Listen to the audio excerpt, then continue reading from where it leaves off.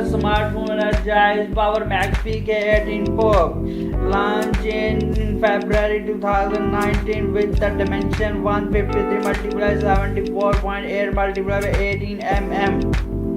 The viewers, the display of the smartphone is IPS LCD capacitive touch screen with the resolution of 1080 multiplied by 2280 pixels. The smartphone comes with the operating system Android 9.0 that is a very high, and the size of the touch screen is 6.2 inches.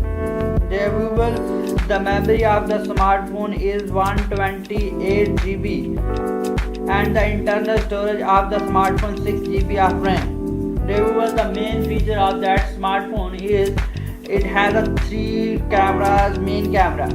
One of them is 16 megapixel and second 5 megapixel and the third is 2 megapixel depth sensor. The feature of dual LED dual tone flash panorama. It has a 2 selfie cameras. One is the 16 megapixel and the second is 2 megapixel. The USB 2.0 Type C 10 reversible connections. It has a big battery, non-removable for 18,000 mAh battery, that is a very big. USB power delivery is 2.0. Power bank reverse charging etc. The color of that smartphone comes in two, black and blue.